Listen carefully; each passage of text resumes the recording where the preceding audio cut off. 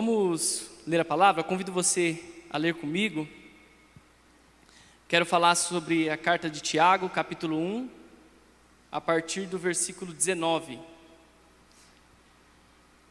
Vocês vão ver aí, meus irmãos, no slide.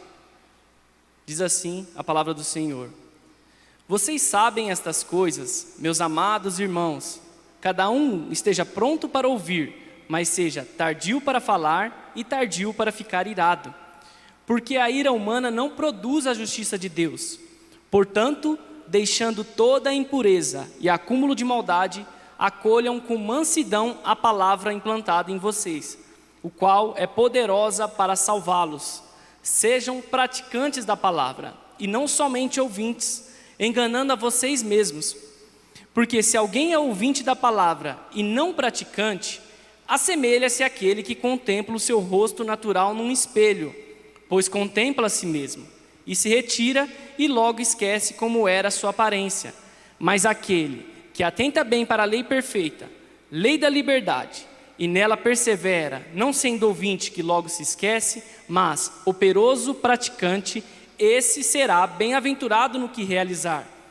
Se alguém supõe ser religioso, mas não refreia sua língua, está enganando a si mesmo. A sua religião é vã. A religião pura e sem mácula para com nosso Deus e Pai é esta: visitar os órfãos e as viúvas nas suas aflições e guardar-se incontaminado do mundo. Quero convidar vocês a orar mais uma vez. Pai, obrigado, Senhor Jesus, pela Tua palavra. Senhor, obrigado, Senhor, pela Tua graça que nos favorece todos os dias, Senhor. Reconheço aqui, Pai, que eu não sou nada, Senhor. Senhor, reconheço, Pai, a Tua grandeza, a Tua soberania. Te peço, Senhor, que a Tua voz seja a única voz ouvida aqui nesta manhã, Senhor. Pai, ministra, Senhor, sobre cada lar, sobre cada coração que estiver ouvindo essa mensagem, e que cada um, Pai, seja tremendamente edificado, em nome de Jesus. Amém. Irmãos, essa palavra Deus tem falado comigo já faz mais de um mês já. Comecinho de dezembro Deus colocou essa palavra no meu coração. E eu entendi de Deus de trazer essa mensagem para os irmãos aqui. Nós estamos numa série de mensagens na qual nós estamos buscando em Deus dar o próximo passo. E nós vamos aprender que o nosso principal alvo para o ano de 2022 é não dar nenhum passo se não for da vontade do Senhor. É buscar a direção do Senhor para as nossas vidas. E para que a gente dê o próximo passo na vontade do Senhor, nós vamos aprender um elemento essencial aqui, que é a prática da palavra de Deus. A prática da palavra de Deus, na qual nós vamos aprender a colocar a palavra de Deus em prática. E para a gente colocar a palavra de Deus em prática, eu quero falar sobre a vida de Tiago. Tiago foi um homem que colocou a palavra de Deus em prática. Foi um homem que ministrou a palavra de Deus não somente pelo falar, mas também pelo agir. Mas quem foi esse Tiago? Quem foi esse Tiago? A Bíblia cita ao menos 4 Tiagos. 4 Tiagos a Bíblia cita. E eu fiz uma pesquisa sobre eles.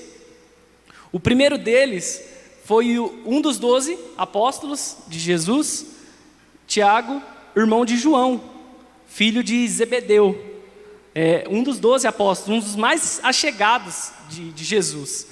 E o segundo Tiago que a Bíblia vai citar, também era um dos 12 apóstolos, que era o filho de Alfeu.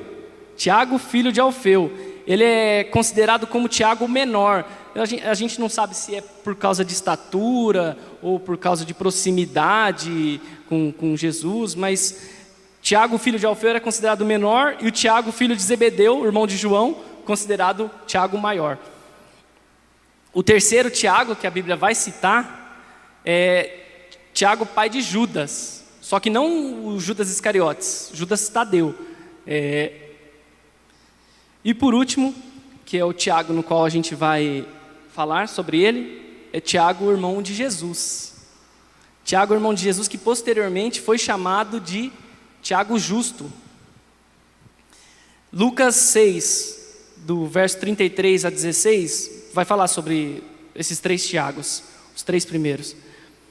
E quando amanheceu, chamou a si e os seus discípulos, e escolheu 12 dentre eles, os quais deu também o nome de apóstolos: Simão, a quem acrescentou o nome de Pedro, e André, seu irmão, Tiago, primeiro Tiago, e João, Filipe e Bartolomeu, Mateus e Tomé, Tiago de novo, filho de Alfeu, e Simão, chamado Zelote, Judas, filho de Tiago, e Judas Iscariotes, que se tornou o traidor.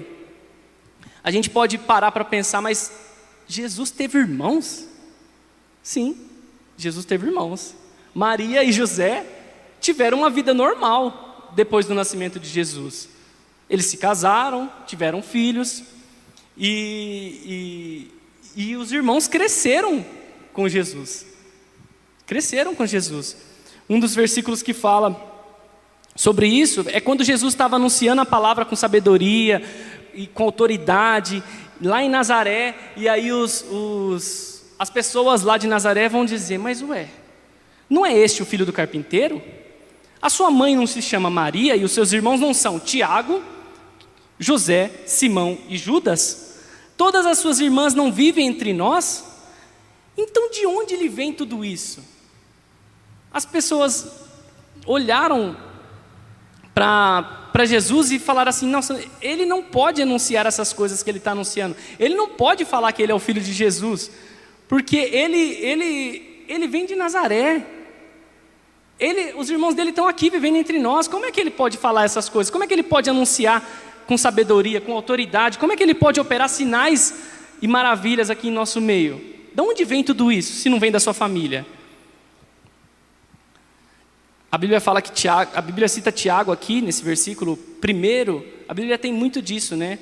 Talvez se referindo sobre ele ser o segundo. Depois de Jesus, ele era o segundo mais velho. Outro versículo que também cita que traz referência sobre Jesus tendo irmãos, é Lucas 2:7. Então Maria deu à luz o seu filho primogênito, enfaixou o menino e deitou na manjedoura, porque não havia lugar para eles na hospedaria. Filho primogênito. Em outras versões a Bíblia vai falar primeiro filho. Maria e José tiveram filhos. Tiago era um meio-irmão, né, de Jesus. Só que no começo, meus irmãos, Tiago ele não acreditou na missão de Jesus. Por mais que ele convivesse com Jesus, por mais que ele estivesse ali no mesmo lugar que Jesus estava, ele não acreditou na missão de Jesus. Nem ele, nem os seus irmãos. No começo, nem Maria acreditou. Maria foi acreditando aos poucos. Ela foi guardando a palavra no coração.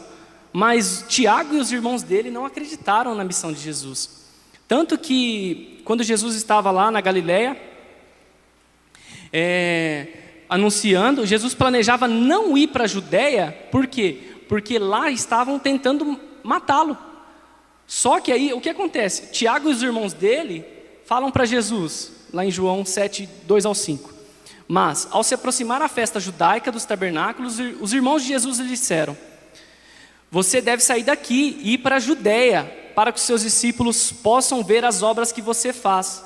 Ninguém que deseja ser reconhecido publicamente age em segredo. Visto que você está fazendo essas coisas, mostre-se ao mundo. O que os irmãos de Jesus estão querendo dizer aqui para Jesus? Você está aqui na Galileia, as pessoas não vão ver você. Você tem que ir para a Judéia, você tem que ir para a capital, você tem que ir para Jerusalém. É lá que você vai ser reconhecido. Você não quer popularidade? Vai para lá. Só que a Bíblia vai dizer que nem os seus irmãos criam nele. Os irmãos não criam na missão de Jesus. Por mais que convivesse com uma pessoa perfeita, Jesus ele era perfeito, os irmãos não criam nele. Os irmãos poderiam falar assim: eu nunca vi ele mentir, eu nunca vi ele errar, ele nunca errou, mas ele não é o Cristo, ele não é o Messias, ele não é o Salvador, ele só é um perfeito. A Bíblia também vai dizer que Tiago e os irmãos tentaram impedi-lo, né? Marcos 3, do 20 ao 21, então Jesus foi para casa, e outra vez se ajuntou uma multidão de tal modo que nem podiam comer. E quando os parentes de Jesus ouviram isso, saíram para prendê-lo. Os parentes de Jesus, ouvindo que ele estava ali anunciando a multidão, falaram: não, vamos prender ele. Por quê? Porque diziam que ele estava fora de si. Os irmãos de Jesus chegaram a um ponto, Tiago chegou a um ponto de falar: não, ele está fora de si, ele está falando asneira, o que está saindo da boca dele, o que ele está anunciando aí para essas pessoas, para essa multidão, é loucura. É loucura. Tiago chegou a um ponto de não acreditar, dizendo que Jesus estava fora de si. Por mais que ele convivesse com Jesus, por mais que Jesus falasse com mansidão ao coração dele, ele não acreditava na palavra. E o que a gente está tentando falar aqui é que você pode ouvir a palavra de Deus, mas se você não receber no seu coração e colocá-la em prática, de nada vai fazer efeito. Mais para frente, no mesmo capítulo, a partir do 31, versículo 31, o Tiago foi buscar Jesus, né? Essa passagem bem conhecida. Chegaram então seus irmãos e sua mãe, e estando de fora, mandaram-no chamar. E a multidão estava sentada ao redor dele, e disseram-lhe: eis que tua mãe e os teus irmãos te procuram, estão lá fora. E ele respondeu dizendo: quem é minha mãe e meus irmãos? Olhando em redor para o que estavam assentados junto dele, disse: eis aqui a minha mãe e os meus irmãos. Porquanto qualquer que fizer a vontade de Deus, esse é meu irmão, a minha irmã e a minha mãe. O Senhor Jesus quis dizer aqui que aqueles que fazem a vontade do Senhor e são da família dele, aqueles que o Senhor não estava desonrando Maria, não estava desonrando os irmãos dele. Isso não é uma desonra, mas os irmãos dele estavam contra a vontade do Senhor, queriam levá-lo foram buscar ele para retirar ele de lá, para tirar ele da missão. Isso pode acontecer muito nas nossas vidas, meus irmãos.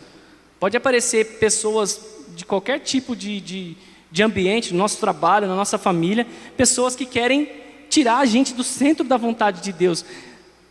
E foi isso que aconteceu com Jesus. Os irmãos dele, os próprios irmãos, queriam retirar ele do centro da vontade de Deus. Aí Jesus dá uma resposta: aqueles que fazem a vontade de Deus, esses que são da minha família. Esse é o meu irmão, a minha irmã e a minha mãe. Tiago, ele não acreditava, tanto que ele nem esteve presente na crucificação. Jesus foi crucificado e ele não estava lá presente. Ele não estava lá do lado de Jesus. Ele não estava lá na sua morte.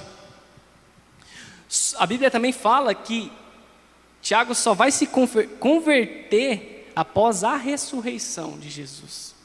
Então a conversão de Tiago vem somente após a ressurreição. Quando Jesus ressuscita, é que Tiago vai se converter. Mas Tiago, ele se converte após um encontro especial que Jesus tem com ele. Jesus, ele tem um encontro particular e íntimo com Tiago. Após a ressurreição, Jesus vai se encontrar com Tiago. Paulo vai dizer isso em 1 Coríntios 15, 7. Depois ele foi visto por Tiago, depois por todos os outros apóstolos. Então Jesus apareceu às mulheres, Jesus apareceu à mãe dele, Jesus apareceu a Tiago, e teve um encontro particular com Tiago, e depois ele vai ter um encontro com os apóstolos também.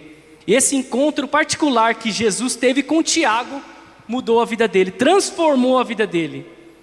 Transformou, tanto que Tiago estava junto com os apóstolos, junto com as mulheres, junto com a mãe de Jesus, orando. Em Atos 1 vai dizer isso, orando, aguardando a descida do Espírito Santo.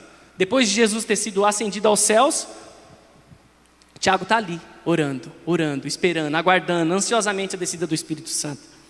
E através da vida desse Tiago, que antes não acreditava na palavra, que antes não acreditava na mensagem do Senhor, que nós vamos tirar lições valiosas de como colocar a palavra de Deus em prática, de como dar o próximo passo, meus irmãos, na direção do Senhor, na vontade do Senhor. Fazer cumprir a palavra de Deus nas nossas vidas é estar na vontade do Senhor. E a primeira lição que nós podemos aprender, meus irmãos, através da vida de Tiago, é que nós devemos ouvir atentamente a palavra. O primeiro grande ensinamento que nós aprendemos com Tiago aqui é que nós devemos ouvir atentamente. Não é apenas um ouvir de... Tiago estava ouvindo ali no começo. Tiago ouvia a palavra. Ele ouvia a palavra no começo, ele recebeu a palavra, mas ele não se atentou. Ele não prestou atenção. Ele não estava sensível à palavra. Só que depois que ele tem um encontro com o Senhor, ele se torna sensível à mensagem que o Espírito Santo vem trazer para ele. Muitas vezes, meus irmãos, nós esperamos uma resposta de Deus em nossa área, e às vezes Deus está falando e você não está prestando atenção. Às vezes Deus dá a resposta na sua palavra, só que você não quer aquela resposta. E o ouvir atentamente é você receber a palavra do Senhor e crer, independentemente se for contra aquilo que você está pensando, se for contra aquilo que você quer. Ouvir a palavra atentamente é você se submeter à palavra e você reconhecer a autoridade da palavra, a vontade de Deus para a sua vida. E a vontade de Deus, meus irmãos, ela é perfeita. A vontade de Deus, ela é agradável aos nossos corações, aos nossos olhos. E os caminhos do Senhor são retos. E a gente tem que crer para a gente ouvir atentamente. E não adianta nada, meus irmãos, a gente ouvir a palavra e não responder com fé. E não crer na palavra. Mas esse responder com fé, ele está alinhado ao quê? Ele está alinhado à obediência. Para você responder a palavra com fé, você tem que obedecer a palavra. Não adianta nada você ouvir a palavra atentamente, mas não obedecê-la, não a pô-la em prática. E não vai adiantar, não vai resultar de nada, meus irmãos. Não adianta você trazê-la para a sua vida. Deuteronômio 28:1 vai dizer: se vocês ouvirem atentamente, repare, ouvirem atentamente a voz do Senhor seu Deus, tendo cuidado de guardar, esse guardar é preservar, é colocar integridade. Se vocês tendo cuidado de guardar todos os seus mandamentos que hoje lhes ordeno, o Senhor seu Deus exaltará vocês sobre todas as nações da terra. Repare que o ouvir tem que ser atentamente, tem que ser com zelo. Quando você pedir uma resposta do Senhor, quando você orar buscando uma resposta, repare atentamente. Tire as distrações que tem do vosso meio. Repare atentamente naquilo que Deus está falando ao seu coração. E guardar é guardar com fé. E para que nós que buscamos dar o próximo passo, a gente tem que reparar em alguns detalhes que o versículo aqui de 19 ao 21 vai dizer. O primeiro detalhe é que nós devemos estar prontos para ouvir. Prontos para ouvir. Esse prontos para ouvir, meus irmãos, ele vem de prontidão. Ele vem de você estar disposto, pronto para receber, rápido para pegar a voz do Senhor. Não é aquela pessoa que ora, mas logo depois sai e fala assim, eu vou resolver aqui. Eu orei, mas eu vou resolver. Não precisa o Senhor resolver, não.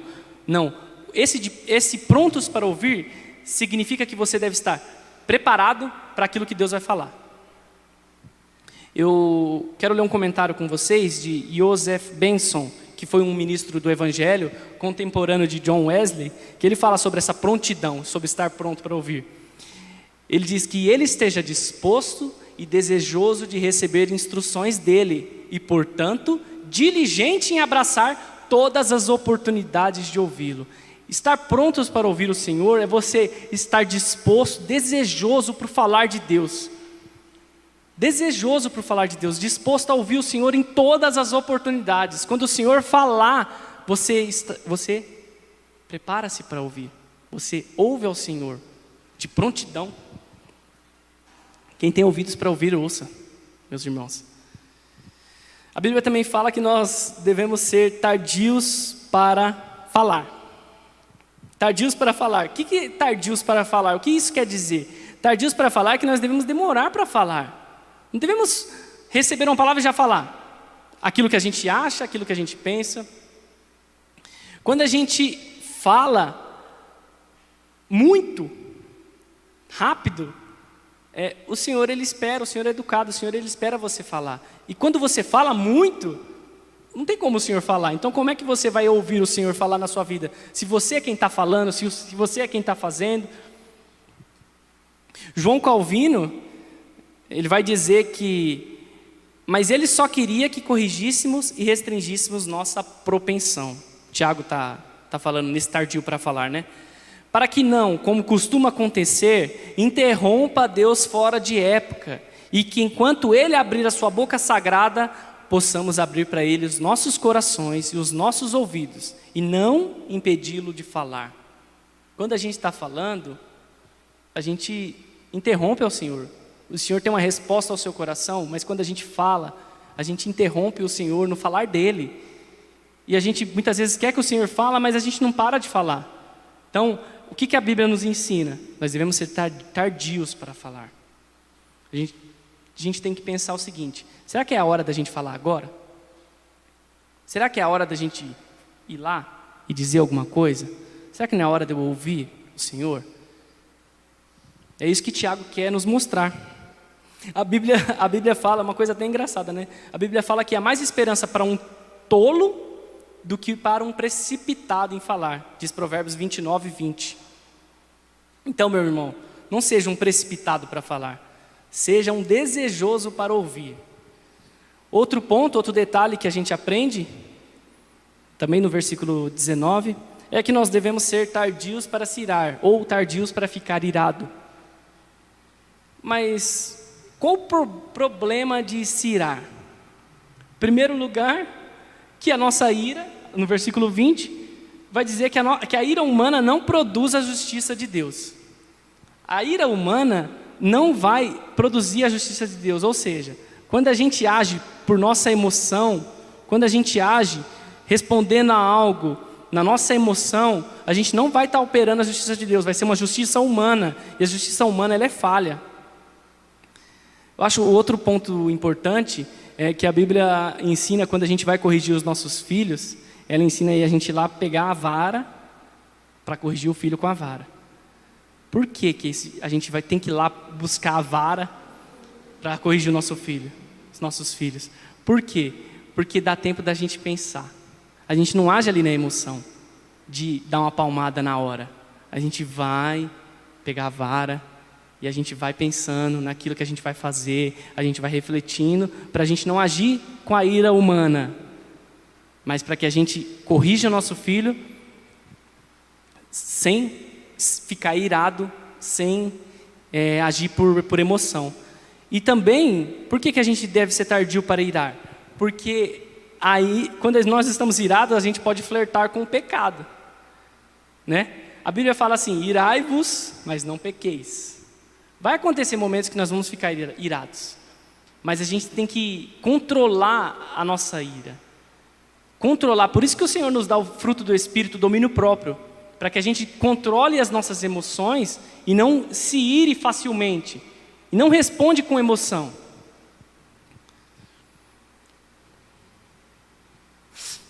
E o quarto ponto aqui é que nós devemos deixar toda a impureza e acúmulo de maldade, diz o versículo 21 de Tiago 1. O que é deixar toda a impureza? Deixar toda a impureza e o acúmulo de maldade é você rejeitar de vez a maldade, é você rejeitar toda a impureza, todo lugar que é pecaminoso, todo ambiente que não for o ambiente do Senhor, você deve rejeitar isso. Você deve rejeitar o pecado de uma vez por todas e se lavar nas vestes, lavar suas vestes no sangue precioso de Jesus.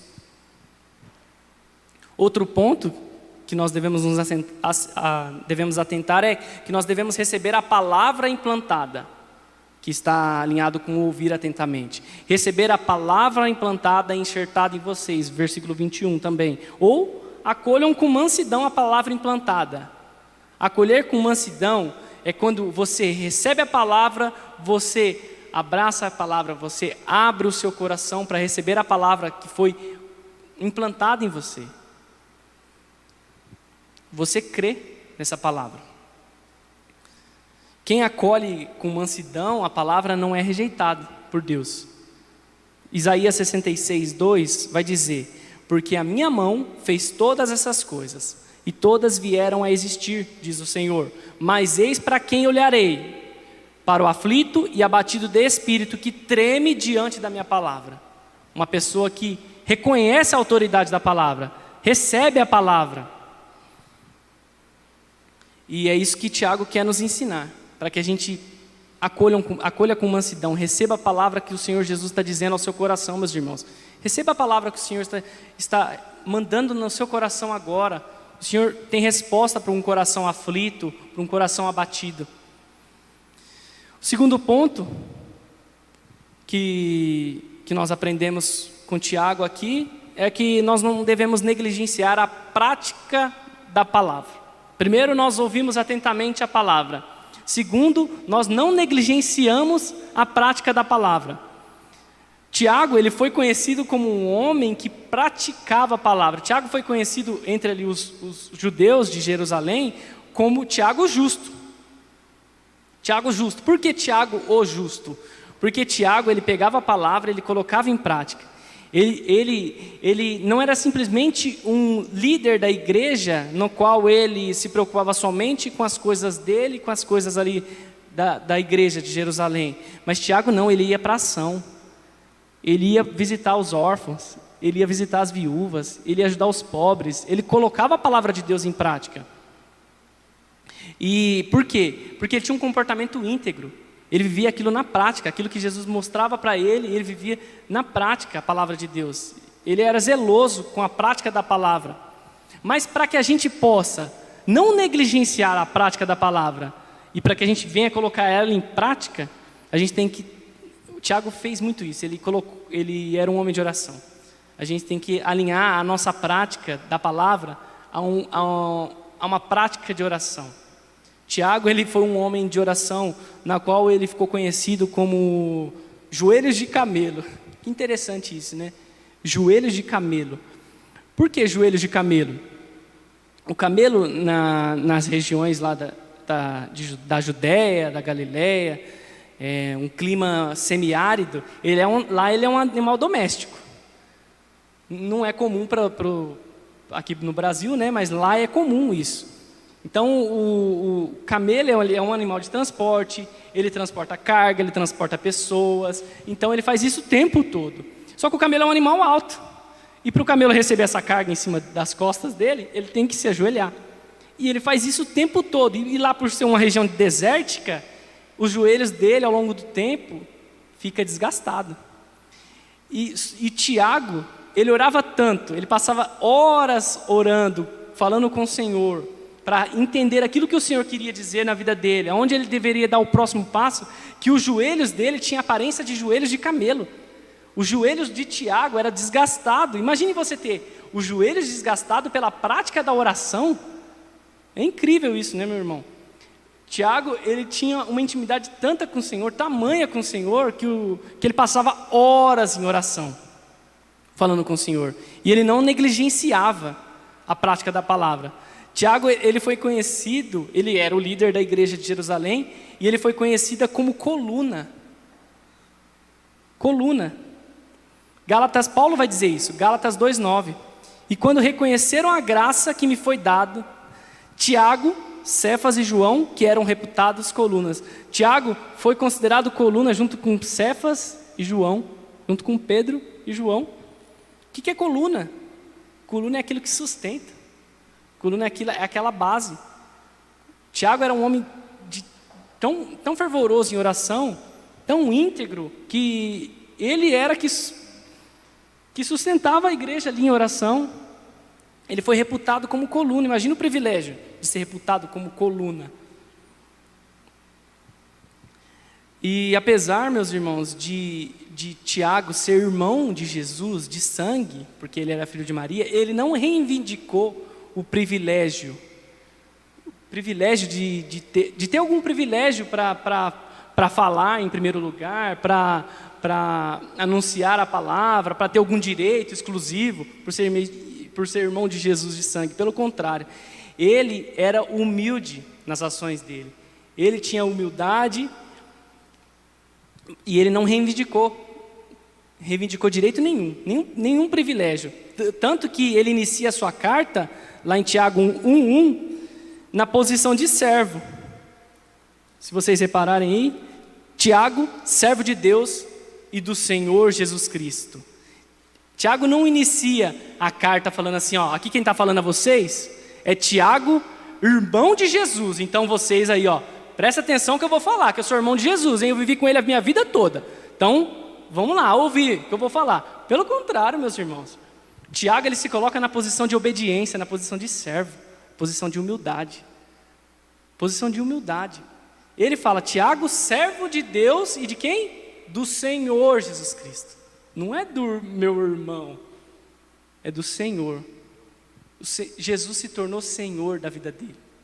Ele se tornou servo do Senhor Jesus. E isso está alinhado com a prática da palavra. Prática da palavra. Esse servo vem da palavra doulos, que quer expressar o quê? Obediência, humildade e lealdade até o fim.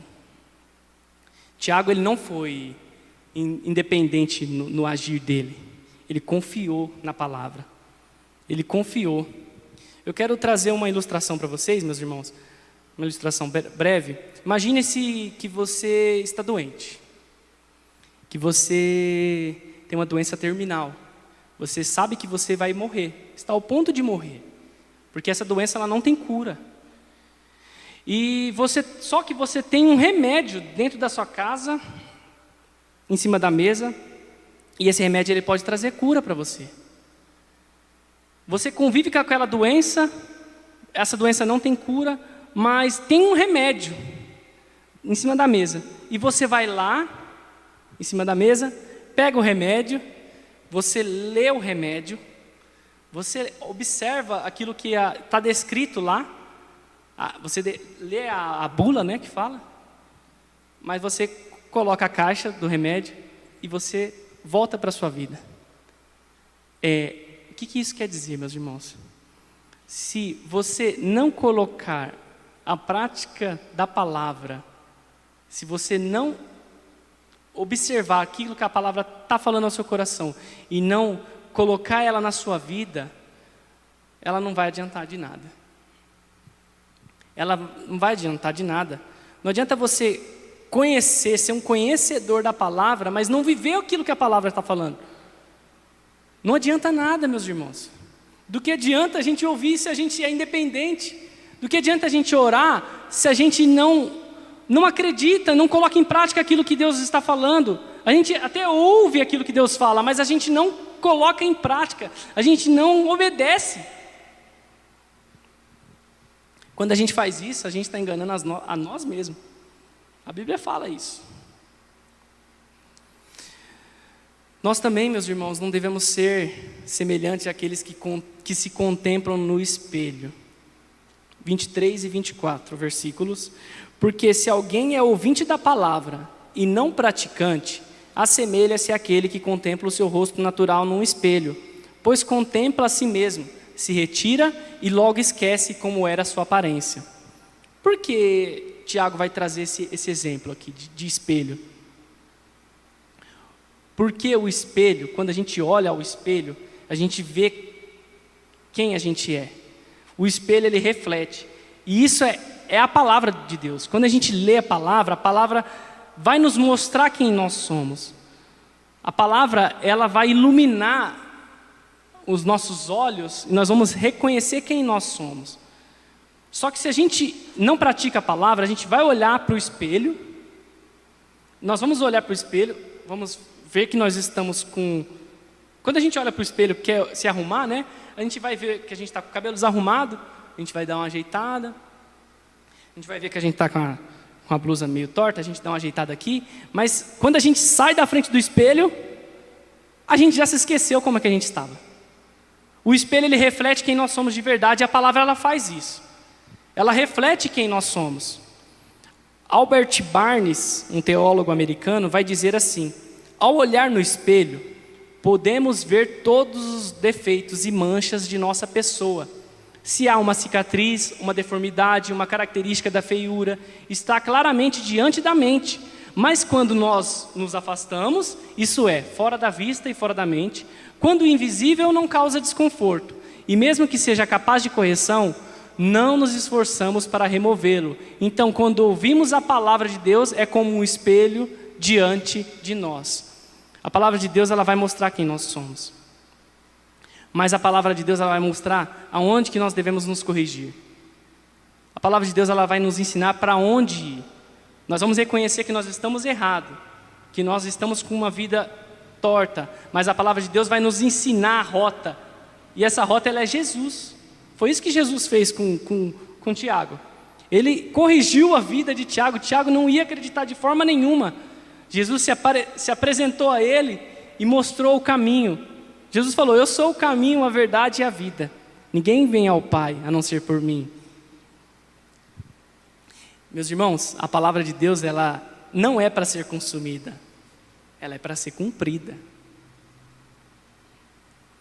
Terceiro ponto que nós vamos aprender aqui com essa passagem que Tiago escreveu, é que nós devemos perseverar até o fim. Perseverar até o fim. É notório que a gente aprendeu aqui que Tiago, ele era um conhecedor da palavra. Tiago era conhecido como Tiago justo, Tiago era um homem zeloso, era um conhecedor da lei. Só que não adianta nada se a gente parar pelo caminho. Não adianta nada se a gente crer no começo e desistir. Não adianta nada a gente receber a palavra, mas não pô-la em prática até o fim. Nós temos que perseverar. Versículo 25 vai dizer: mas aquele que atenta bem para ler perfeita a lei da liberdade e nela persevera, não sendo ouvinte que logo se esquece, mas operoso praticante, esse será bem-aventurado no que realizar. A Bíblia diz que a gente tem que perseverar, atentar bem a palavra, mas perseverar nela, sendo o quê? Um operoso praticante. Não é um operoso ouvinte, não é uma pessoa que somente ouve e não coloca em prática. Nós devemos ser um operoso, uma pessoa que trabalha para o Senhor o tempo todo, coloca a prática, se atenta bem para colocar em prática a palavra de Deus. Ser zeloso com isso, não ser negligente. Tiago incentiva os irmãos a fazerem o mesmo. Por quê? Porque Tiago foi um homem que perseverou até o fim. Eu pesquisei sobre Tiago, como foi a vida dele, e eu encontrei que ele morreu no ano de 62 depois de Cristo, numa época que o governador lá do estado de Israel, que era um romano, ele não estava, ele tinha sido deposto, né? E eles iam substituí-lo. O que aconteceu? Um sumo sacerdote que invejava Tiago, invejava pelo zelo de Tiago com a palavra, com a lei, com a prática da palavra, ele desejou matar Tiago. E ele aproveitou que não tinha o governador, ele foi lá e mandou prender Tiago, colocou Tiago em cima do pináculo do templo, lugar mais alto do templo, para que todo mundo pudesse ver. E o que ele fez? Empurrou Tiago de cima do templo. Tiago caiu. Eu procurei relato de como foi a morte, e a Bíblia fala que a história fala que com a queda ele não morreu. Ele não morreu, parece que ele quebrou só as pernas. O que acontece? Ele buscou forças assim em Deus para orar durante aquele momento. E a oração dele foi: Senhor, perdoa-lhes, porque não sabem o que fazem. E aí aquelas pessoas falaram assim: mas ele está orando por nós.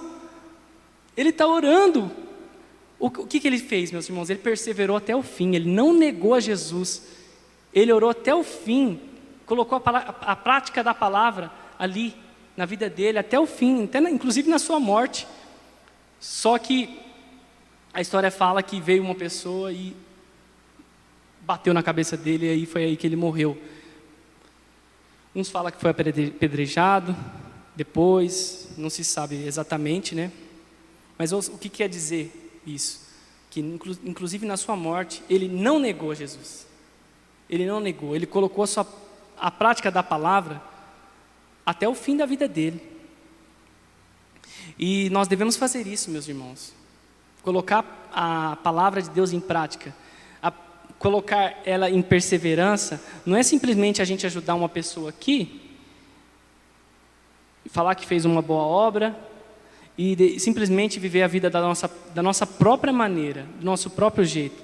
A salvação ela não vem por boas obras, mas a salvação ela vem pela fé. Efésios 2:8 vai dizer: porque pela graça vocês são salvos mediante a fé, e isso não vem de vocês. É dom de Deus, não de obras, para que ninguém se glorie, porque nós somos feitura dele, criados em Cristo Jesus para boas obras. A salvação ela não vem para as boas obras, mas nós cremos na salvação para o quê? Para fazer as boas obras. Fazer as boas obras, as quais Deus de antemão preparou para que andássemos nela. Então assim, andássemos nela, é viver uma vida da prática da palavra, viver uma vida crendo na palavra e praticar a palavra. Não é somente ouvir a palavra e não a pô-la em prática, nós devemos praticar a palavra do Senhor. Tiago, mais para frente, no capítulo 2, ele vai dizer que a fé sem obras ela é morta. Não adianta a gente crer na palavra e não a pô-la em prática. Nós devemos praticar a palavra, colocar ela, fazer as obras que ela nos ensina. E esse crer pela palavra é manifestar as boas obras, é praticá-la. E praticar é o cumprimento da palavra. E isso vem da fé. Você crê e você cumpre. Você recebeu a palavra e você cumpre a palavra. E eu quero ler, meus irmãos, um último versículo com vocês, para a gente poder encerrar. Tiago 4,17, que fica essa reflexão para você que está em casa, para você pensar naquilo que Deus te falou essa manhã. Tiago vai dizer assim: portanto, aquele que sabe que deve fazer o bem e não o faz, nisso está pecando. Se você recebeu a palavra e você não pô-la em prática, você não colocou a sua palavra na sua vida, você não falou assim: não, eu desejo fazer a palavra, assim como cumprir a palavra, assim como Tiago fez, perseverou, você está pecando. E isso não sou eu que estou dizendo, é a palavra de Deus que está falando aqui. Quando a gente não coloca a palavra de Deus em prática, quando a gente conhece a palavra, a gente recebeu a palavra, mas a gente não coloca ela em prática, a gente vai pecar, se a gente não ajudar as outras pessoas. Porque a gente conhece a verdade de Deus ela liberta.